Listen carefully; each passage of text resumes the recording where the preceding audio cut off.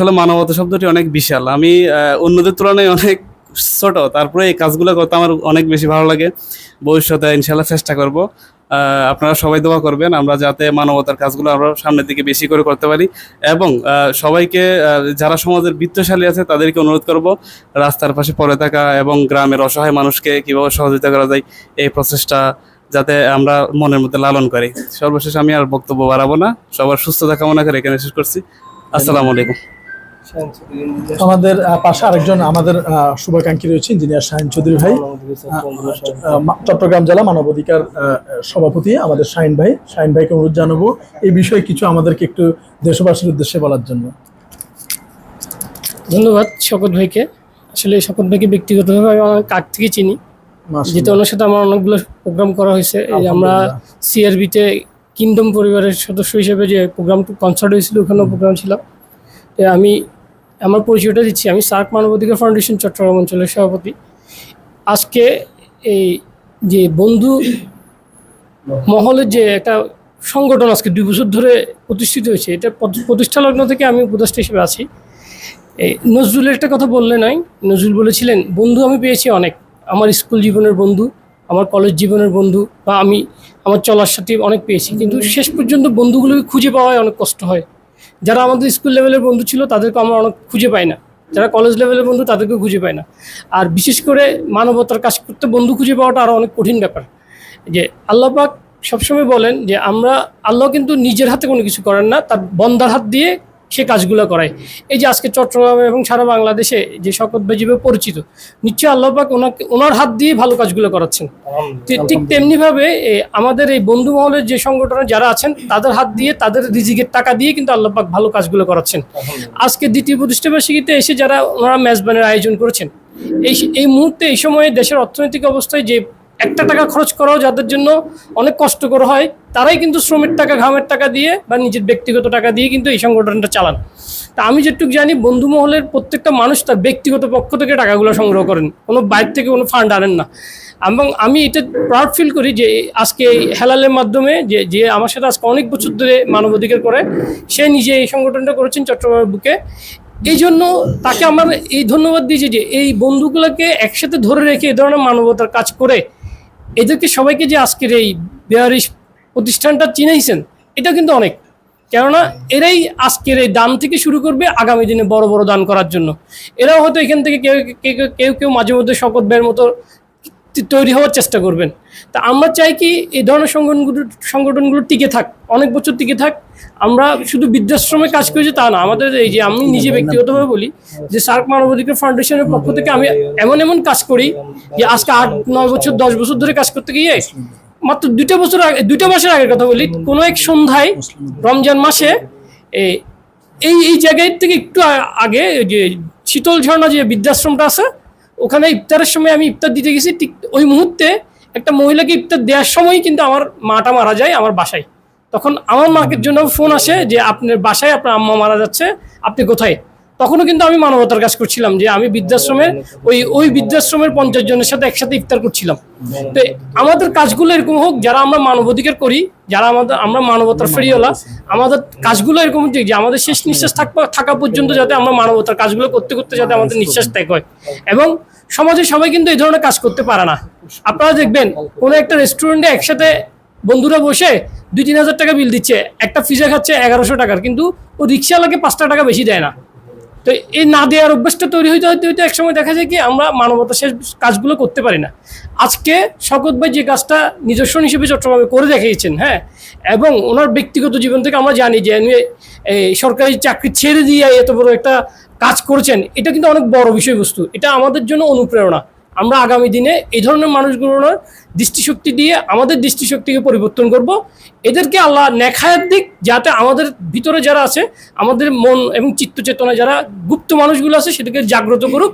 আগামী দিনে এদের হাত দিয়ে আমরা যাতে আরও আমাদের হাতকে প্রসারিত করতে পারি, এবং আমাদের অল্প অল্প দানগুলো যাতে আগামী দিনে আরও বড় হোক। আমরাও চাই যে এই বন্ধুমহল এবং সার্ক মানবাধিকার ফাউন্ডেশন চট্টগ্রামের পক্ষ থেকে আগামী দিনে এই প্রতিষ্ঠানের সাথে সম্পৃক্ত হয়ে কাজ করার জন্য, এবং আমরা সবসময় সব জায়গায় শকত ভাইয়ের পাশে থাকবো, এই আশাবাদ ব্যক্ত করে আমি আমার বক্তব্য এখানে শেষ করছি। ধন্যবাদ সবাইকে। ধন্যবাদ শাহিন ভাইকে। আসলে ওনাদের মতো মানুষরা আছে বিদায় এখনো আমরা স্বপ্ন দেখি। এবং আমার পাশে রয়েছেন আমাদের সার্ক মানবাধিকার সংগঠনের সাংগঠনিক সম্পাদক আমাদের মুসলিউদ্দিন ভাই, এবং বাংলাদেশ মানবাধিকার সংগঠনের সাংগঠনিক সম্পাদক মুসলিউদ্দিন ভাই। ভাইকে কিছু বলার অনুরোধ জানাচ্ছি, এই ভালো কাজগুলো যাতে সমাজে সর্বস্তর ছড়িয়ে যায়। বিসমিল্লাহির রহমানির রহিম। আসসালামু আলাইকুম। আজকে বন্ধু মহলের দ্বিতীয় প্রতিষ্ঠা বার্ষিকী, সবাইকে আন্তরিক ধন্যবাদ জানাচ্ছি। বিশেষ করে হেলাল ভাই আমাকে এখানে নিয়ে আসলো, বিশেষ করে শওকত ভাইয়ের যারা আগামী দিনের এবং যারা আমরা মানবিক কাজের সাথে সামাজিক কাজের সাথে জড়িত, শওকত ভাই হচ্ছে আমাদের আইডল। সুতরাং আমরা শওকত ভাইয়ের মাধ্যমে সুন্দর বাংলাদেশ, সুন্দর মানুষের জন্য কিছু মানবিক কাজ করব, সেই প্রত্যাশাই রইল। এবং সবাইকে আজকে বন্ধু মহলের দ্বিতীয় প্রতিষ্ঠা বার্ষিকীর আগামী দিনে যাতে আমরা আরো ভালো কাজ করতে পারি, সবাইকে আন্তরিক শুভেচ্ছা। আসসালামু আলাইকুম। এ পাশে আমি অর্থ সম্পাদক ইউসুফ ভাইকে সংক্ষেপে একটু কিছু বলার অনুরোধ জানাচ্ছি। ধন্যবাদ। আমি মোহাম্মদ ইউসুফ, সার্ক মানবাধিকার ফাউন্ডেশন চট্টগ্রাম অঞ্চলের অর্থ সম্পাদক। বন্ধুমহল মানবতার সেবায় আমরা আছি দ্বিতীয় বছর। আজকে এখানে আয়োজন করা হয়েছে আমাদের সকলের সহযোগিতায়। এমন একটা মানবতার পেশায় আমাদের শওকত ভাই আছে, যেটা আসলে আমরা গর্ব করার কথা, যিনি গভর্নমেন্ট চাকরি ছেড়ে দিয়ে এই মানবতার কাজে আসছে। তো উনি হচ্ছে আমাদের সকলের এই চোখের মণি এবং কি সকলের জানা, শেখার, বোঝার মতো একটা কর্মস্থলের মানুষ। ওনার থেকে আমরা অনেক কিছু শিখতে পারবো। আগামীতে আমরা সবাই চেষ্টা করব ওনার মতো একজন মানবিক মানুষ হওয়ার জন্য। একজন মানবিক মানুষ হতে হলে যে মানুষের কোয়ালিফিকেশন, যে জিনিসগুলো প্রয়োজন হয়, সেই জিনিসগুলো আজকে আমাদের শওকত ভাই দেখিয়ে দিয়েছে।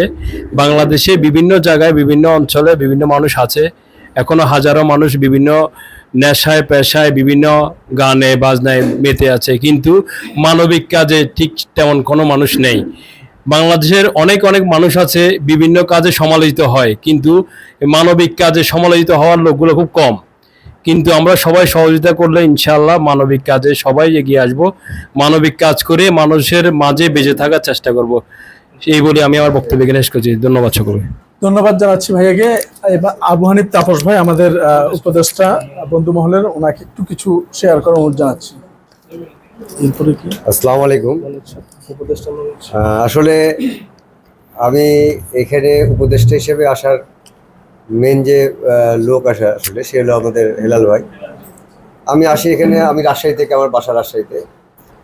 তো আসলে এখানে আমি এক কোম্পানিতে ম্যানেজার হিসেবে আছি। তো আসার পরে হেলাল ভাইয়ের সাথে পরিচয় হলো, আমার বন্ধু, আমরা আসলে খুব ক্লোজ বন্ধু, যে আমার প্রধান উপদেষ্টা। হ্যাঁ, যা হোক। তো এখন তারপরে অনেকজনের সাথে পরিচয় হলো। তো আমি আগে শওকত ভাইয়ের প্রোগ্রামগুলো দেখতাম, রাজশাহী থেকে দেখতাম। এই লোকটা কে? সরকারি চাকরি পাগল নাকি? সরকারি চাকরি ছেড়ে দিয়ে মানুষের পিছিয়ে দূরে বেড়ায়, কি কাজ ঠিক আছে, ফ্যামিলি নাই।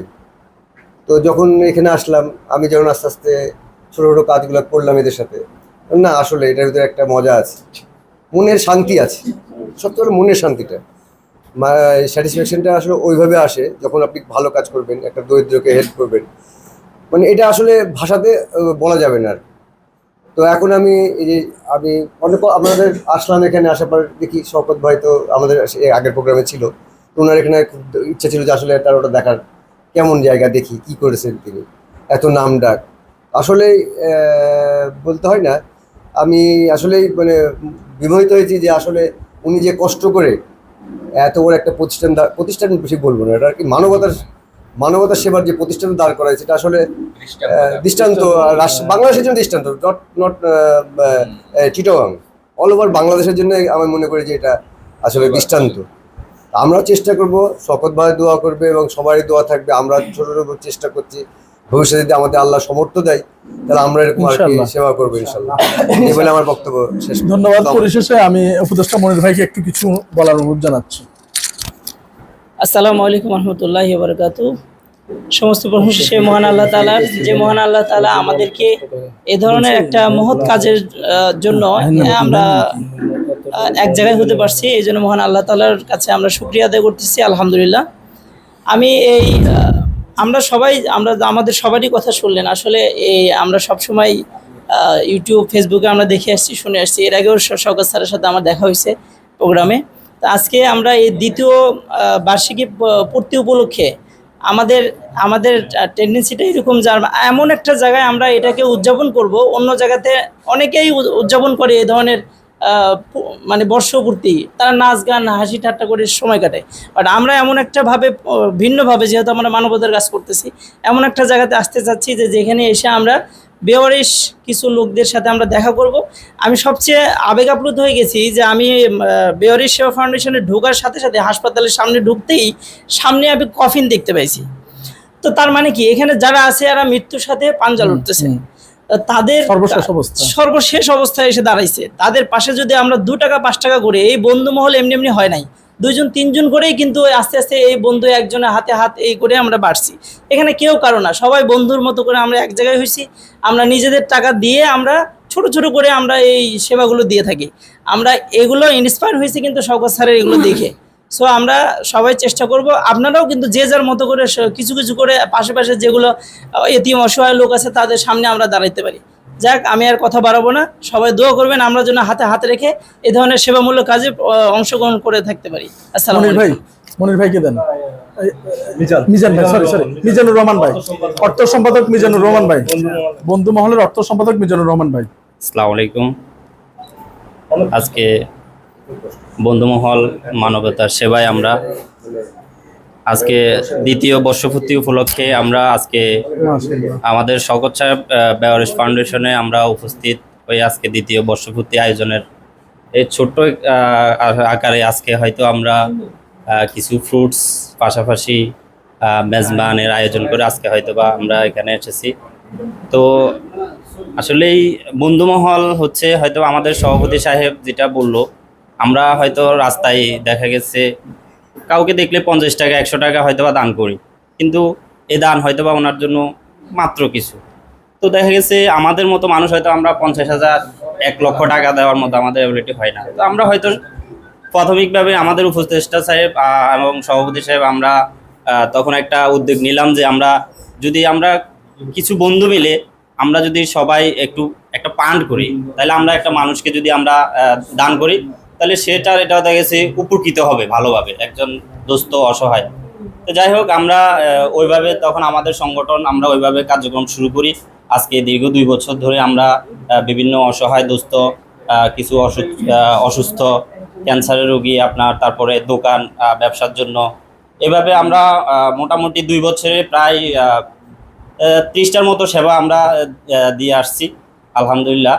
তো আমার এতটুকুই বলা, আমি অর্থ সম্পাদক হিসাবে আসলেই একটা সংগঠনের ফান্ড রাখার জন্য একজন আসলে স্বচ্ছ এবং সব দিক থেকে একজন ব্যক্তির দরকার হয়, যেটা আপনি যেহেতু হয়তো আপনার 50 জন 100 জনের একটা সংগঠন থাকবে, সেখানে বিভিন্ন রকমের আর্থিক সহযোগিতা আসবে, সেটাকে ধরে রাখা, এটা কিন্তু আসলে একটা নিজের মধ্যেও একটা থাকতে হবে, ভালো একটা আপনার থাকতে হবে। যাই হোক, তা আমি ওই চেষ্টাটা ইনশাল্লাহ করে যাচ্ছি এখনো পর্যন্ত। আমার দায়িত্ব থেকে আমি এই পর্যন্ত আমার মতো করে আমি সর্বোচ্চ চেষ্টা দিয়ে আমি যতটুকু, যাতে একটি টাকাও যাতে এই ফান্ডের এদিক সেদিক না হয়, যেহেতু সবারই দান, সবাই দিচ্ছে আল্লাহর খুশি এবং সবারই হয়তো এর জন্য। যাই হোক, আমি ওইভাবে চেষ্টা করে আমার চেষ্টা ইনশাল্লাহ আমি চালিয়ে যাব।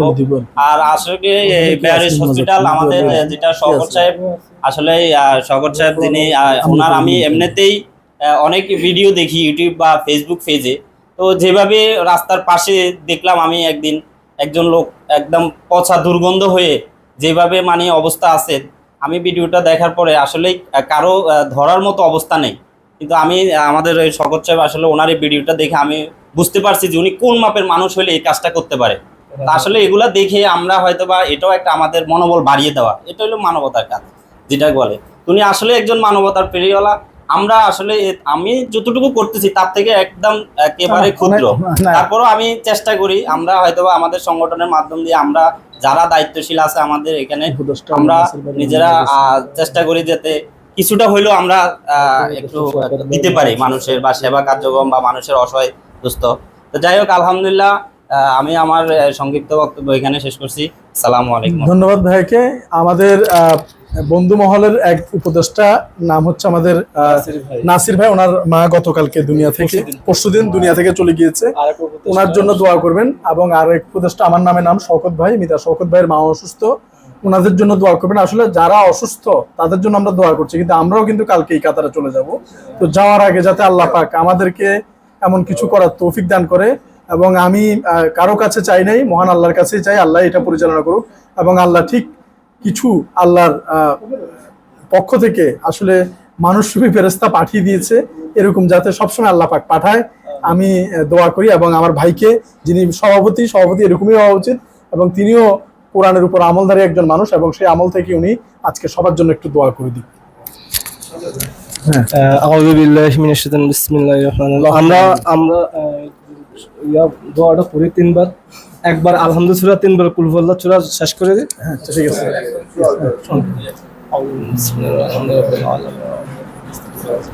উপদেষ্টা জনাব শওকত ভাই, ওনার মা অসুস্থ। আমার নাসির ভাইয়ের মা দুনিয়া থেকে বিদায় নিয়েছেন পরশুদিন। হে আল্লাহ, নাসির ভাইয়ের মাকে আপনি এই দান ও বন্ধু মহলের সহযোগিতার উসিলায় জান্নাতের সর্বোচ্চ স্থান দান করুন। হে আল্লাহ, আরো ভালো ভালো কাজ করলে ওনার মার কবর যে সম্পূর্ণ সবগুলো আপনি পৌঁছে দিন। হুজুর পাক সাল্লাল্লাহু আলাইহি ওয়াসাল্লামের শাফা পৌঁছে দিন। হে রহমানুর রহিম, আমাদের শওকত ভাই, ওনার মা খুব অসুস্থ। আল্লাহ, ওনার মাকে আপনি সুস্থতা দান করুন। আল্লাহ, রহমত দান করুন। আল্লাহ, ওনার মায়ের কোলের ছেলে মায়ের কোলে ফিরিয়ে দিন। বিজুরি সুবহান রাব্বিকা রাব্বিল ইজ্জাতি আম্মা ইয়াসিফুন, সালামুন আলাল মুরসালিন, আলহামদুলিল্লাহি রাব্বিল আলামিন। ধন্যবাদ। ইনশাআল্লাহ এভাবে এগিয়ে যাবে। অন্যান্য সংগঠনের আইকনিক রূপ, অন্যান্য সংগঠন যাতে আইকন হিসেবে দেখতে পারে, এরকম ভালো একটি সংগঠন উত্তর সমৃদ্ধি কামনা করছি। এবং সবাই আমাদের জন্য দোয়া করবেন, এবং ইনশাআল্লাহ ভবিষ্যতে যাতে বন্ধু মহল এরকম অসহায় মানুষের পাশে বরাবর মতোই থাকতে পারে। বাংলাদেশের প্রথম বেয়ারিশ চিকিৎসা ও পুনর্বাসন কেন্দ্র বেয়ারিশ হাসপাতাল থেকে বিদায় নিচ্ছি।